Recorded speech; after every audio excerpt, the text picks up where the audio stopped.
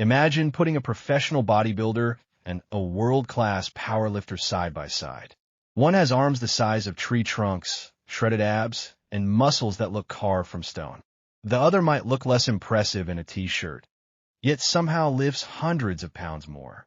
How is that possible? If muscle size equals strength, then why are some smaller people incredibly strong? Why can gymnasts perform impossible feats with relatively lean physiques?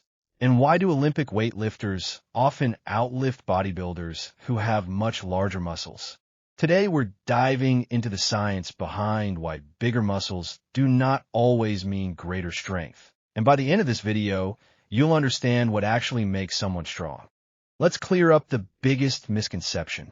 Muscle size and strength are related, but they're not the same thing. Think of it like cars. A bigger engine usually has the potential to produce more horsepower.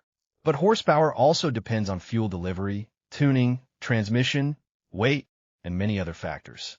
Muscles work the same way. Having larger muscles gives you more potential for strength. But whether you can actually use that potential depends on several other factors that have nothing to do with muscle size. That's why someone with smaller muscles can sometimes outperform someone who looks much bigger. So if muscle size isn't everything, what actually determines strength? The biggest factor most people overlook is your nervous system. Your brain sends electrical signals through your spinal cord and nerves to tell your muscles when to contract. Think of your muscles as workers on a construction site.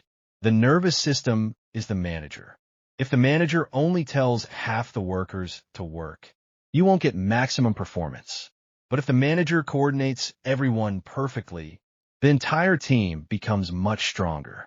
Strength training teaches your nervous system to recruit more muscle fibers at the same time.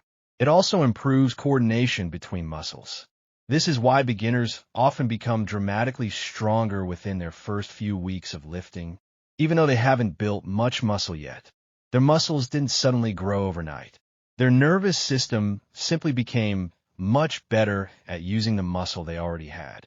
That's also why powerlifters spend years practicing the squat, bench press, and deadlift. They're not just building muscle. They're reteaching their nervous system to become incredibly efficient. Here's where bodybuilding and strength sports begin to separate. Bodybuilders train primarily to maximize muscle growth, also called hypertrophy. Their workouts often include higher repetitions, more total volume, isolation exercises, shorter rest periods. The goal is making muscles bigger and more symmetrical. Powerlifters, on the other hand, train differently. They typically use heavy weights, low repetitions, long rest periods, compound movements. The goal isn't to build the biggest muscles. The goal is to lift the heaviest weight possible. This type of training teaches the body to produce maximum force. That's why many powerlifters appear smaller than bodybuilders, yet they're capable of lifting astonishing amounts of weight. Neither approach is better. They're simply training for different goals. One trains for appearance. The other trains for performance. Another important factor is muscle quality. Not all muscle tissue is equally effective at producing force.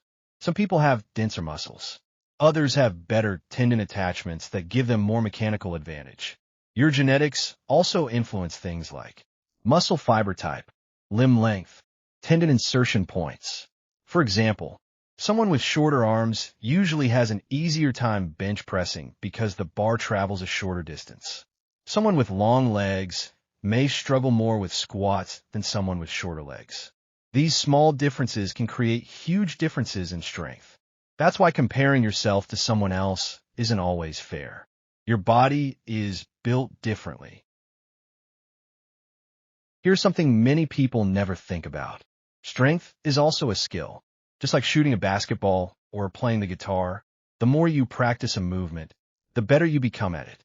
Someone who squats 3 times every week will usually squat more than someone who only squats once a month, even if they have similar muscle mass. Their technique is sharper, their balance is better, their coordination is better, and their nervous system knows exactly how to generate force efficiently. Practice matters. So, does bigger muscle help? Absolutely. Larger muscles generally have greater potential to produce force. But muscle size is only one piece of the puzzle. Real strength comes from a combination of muscle size, nervous system efficiency, technique, training style, genetics, consistent practice. That's why you should stop judging strength by appearance alone. The strongest person in the gym isn't always the biggest, and the biggest person isn't always the strongest. So the next time you see someone with an average-looking physique lifting unbelievable weights, you'll know exactly why. If you enjoyed this video and learned something new, don't forget to like, subscribe, and leave a comment telling me. Would you rather train for size, strength, or both? Thanks for watching, and I'll see you in the next one.